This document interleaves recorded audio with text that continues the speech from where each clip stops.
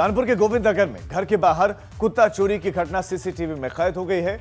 Luxury car से आए चोर सीओ गोविंद नगर कार्यालय के बिल्कुल सामने विदेशी नस्ल का कुत्ता चुराकर फरार हो। कुत्ते की मालकिन ने थाने में तहरीर दी है और चोरी का सीसीटीवी फुटेज सामने आया है। नहीं यार, वो नहीं है। तो आप इन तस्वीरों में देखिए, एक लग्जरी कार आती है, ये उतरते हैं और उसके बाद इस कुत्ते को देखिए कैसे वो कुछ खिलाना चाह रहा है। देखिए आप पहले लाल घेरा जो आप देख रहे हैं सर्कल में, आप सारी चीजें, सारी गतिविधियों को देख रहे हैं। कुत्ते को कुछ पकड़ाया और उसके बाद कुत्ते को खींचते हुए गाड़ी में बिठा दिया और उसके बाद फरार हो गया। खबर प्रतापगढ़ से, शराब कांड में कार्रवाई हुई है। प्रतापगढ़ शराब कांड मामले में जिला आबकारी अधिकारी सस्पेंड कर दिए गए। राजेश सिंह जिला आबकारी अधिकारी सस्पेंड किए गए हैं। बहुत बड़ी खबर इस वक्त प्रतापगढ़ से। प्रतापगढ़ शराब कांड मामले में कार्रवाई, वरिष्ठ निरीक्षक शंकर लाल को भी सस्पेंड कर दिया गया है। तो बीट कांस्टेबल राम भजन सिंह भी सस्पेंड कर दिए गए हैं। शराब पीने से एक महिला समेत कुछ लोगों की यहां पर मौत हुई थी और उसके बाद अभी एक्शन हुआ है, कार्रवाई हुई है। जिला आबकारी अधिकारी को सस्पेंड कर दिया गया है, वरिष्ठ निरीक्षक शंकर लाल को सस्पेंड कर दिया गया है, बीट कांस्टेबल तक को सस्पेंड कर दिया गया है। शराब पीने से जो मौत यहां पर हुई उसके बाद अब ये कार्रवाई हुई है, ये बहुत बड़ा एक्शन हुआ है।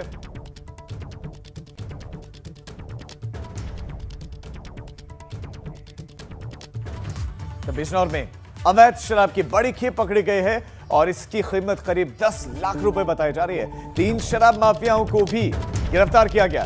बिजनौर से खबर, पकड़ी गई अवैध शराब की एक बड़ी खेप जिसकी कीमत करीब 10 लाख रुपए बताए जा रहे हैं। 3 शराब माफियाओं को भी गिरफ्तार किया गया है। पंचायत चुनाव में इस शराब का इस्तेमाल होना था, ये कहा जा रहा है। पंचायत चुनाव में इस्तेमाल के लिए ये शराब लाई गई थी और थाना चांदपुर के बास्टा रोड का मामला है जहां से ये अवैध बड़ी शराब की खेप पकड़ी गई है। इसकी कीमत करीब 10 लाख रुपए आंकी जा रही है।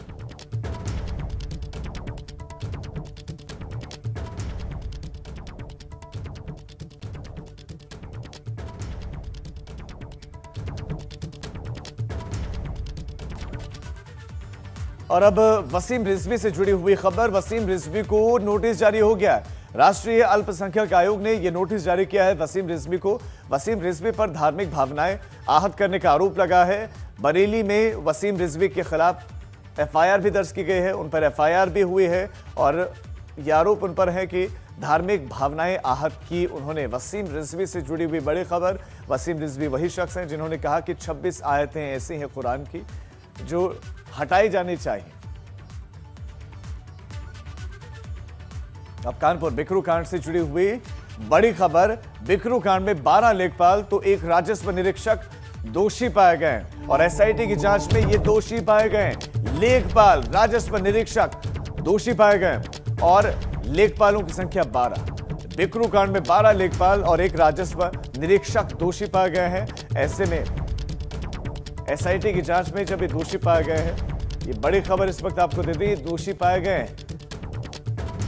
विकास दुबे के वर्चस्व की वजह से इन्होंने अपने काम को सही से नहीं किया और विकास दुबे के हौसले बढ़ते चले गए और उसने पुलिस वालों को मौत के घाट उतार दिया।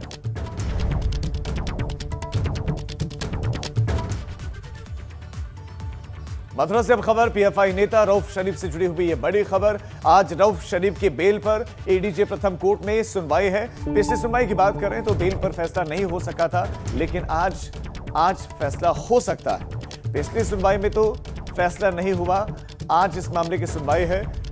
जांच अधिकारी और दस्तावेज नहीं होना कारण था, पिछले सुनवाई में फैसला नहीं हो सका था। अब एसटीएफ की रिमांड पर रऊफ और उसके साथी चल रहे हैं, लेकिन इस बीच में बता दें आपको कि आज सुनवाई है उसकी बेल पर। उसने याचिका दाखिल की है, पीएफआई नेता रऊफ शरीफ ने याचिका दाखिल की है और एडीजी प्रथम कोर्ट में सुनवाई है आज।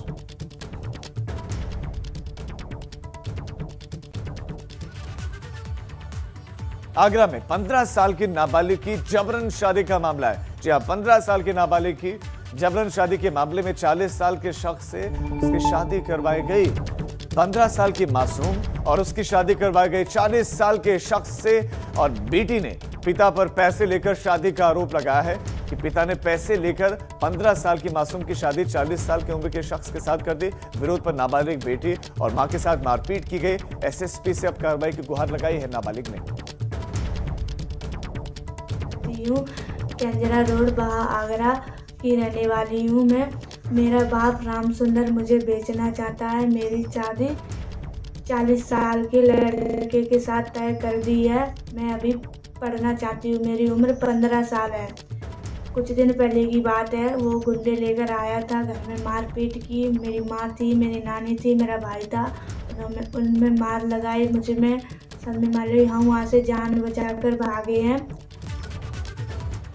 ग्रेटर नोएडा में गौतम बुद्ध नगर जिला जेल में चरस पकड़े गए और जेल में कैदी से ये चरस पकड़ी गई है और बताया जा रहा है कि कैदी ने बाहर से चरस मंगवाई थी।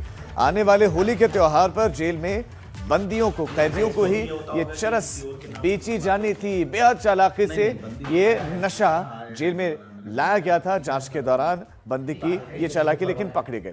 करीब 455 ग्राम चरस पकड़ी गई जो कि नमकीन के बीच में ये लाई गई थी और जेल प्रशासन ने कैदी के खिलाफ इकोटेक 1 कोतवाली में एफआईआर दर्ज कर दी है।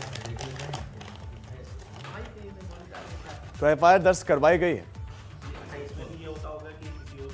सर श्री आनंद कुमार साहब के निर्देश पर कारागार में होली के त्यौहार को देखते हुए बंदियों के लिए जमा किए गए सामान की विशेष तलाशी कराई जा रही थी, जिसमें एक बंदी मनीष कुमार द्वारा दूसरे बंदी अनिल कुमार के नाम से मंगाए गए सामान, नमकीन इत्यादि की थैली में चरस बरामद हुई, जिस संदर्भ में कानूनी कार्रवाई करते हुए एफआईआर दर्ज कराने के लिए संबंधित थाना इकोटेक को पत्र प्रेषित कर दिया गया है।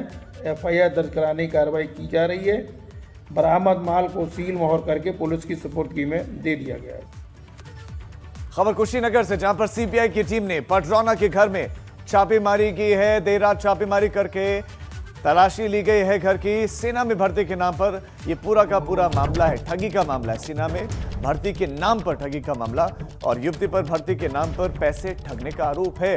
घर पर युवती के नाम मिलने पर हालांकि सीबीआई की टीम बेरंग ही वापस लौटी और टीम ने घर से कब्जे में फोन ले लिया है और दिल्ली में रहकर आरोपी युवती पढ़ाई करती है।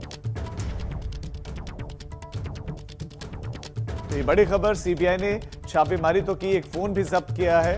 पटरौना के घर पर पहुंची सेना में भर्ती के नाम पर ठगी के मामले में। हालांकि जो आरोपी है वो नहीं मिला है। ये युवती घर में नहीं थी, हालांकि टीम ने कब्जे में फोन जरूर ले लिया।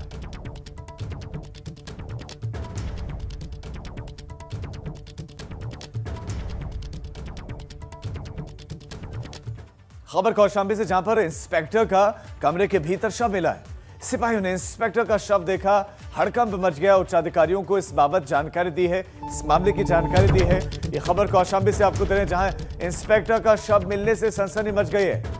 इंस्पेक्टर का शव कमरे में मिला है, कमरे के भीतर मिला है। एसपी और एएसपी मौके पर पहुंच गए हैं। 3 दिन से ये बताया जा रहा है कि इसकी तबीयत खराब चल रही थी। 3 दिन से तबीयत खराब चल रही थी इंस्पेक्टर की और अब शव मिला है। सैनिक कोतवाली में इंस्पेक्टर प्रदीप सिंह तैनात थे, लेकिन एक कमरे में, उन्हीं के कमरे में उनका शव मिला है। इंस्पेक्टर का शव सिपाहियों ने ही देखा है। उन्होंने उच्चाधिकारियों को इस बात की जानकारी दी है और एसपी मौके पर पहुंचे हैं। संवाददाता अभिसार खबर पर ज्यादा जानकारी देंगे। अभिसार, किन परिस्थितियों में शव मिला है? अधिकारी मौके पर पहुंचे, प्रथम दृष्टया क्या लग रहा है उनको? जी देखिए राजीव, अभी तक तो फिलहाल पुलिस कुछ बोल नहीं पा रही है। एसपी से बात हुई हमारी तो उन्होंने कहा कि देखिए शव मिला है कमरे में और किसी प्रकार के कोई शरीर में कोई चोट या निशान कुछ ऐसा नहीं लग रहा है। तो उनके शव को पोस्टमार्टम के लिए भिजवाया जा रहा है और पोस्टमार्टम रिपोर्ट आने के बाद ही कुछ कहा जा सकता है कि आखिर किन वजहों से इंस्पेक्टर प्रदीप कुमार की मौत हुई है। जी राजीव। जी अभी सर, बहुत शुक्रिया आपका इस तमाम जानकारी के लिए। तो पुलिस जांच कर रहे हैं, ये पता लगाने की कोशिश कर रहे हैं कि मौत के पीछे का कारण क्या है। हालांकि पोस्टमार्टम रिपोर्ट में काफी चीजें स्पष्ट हो जाएंगी।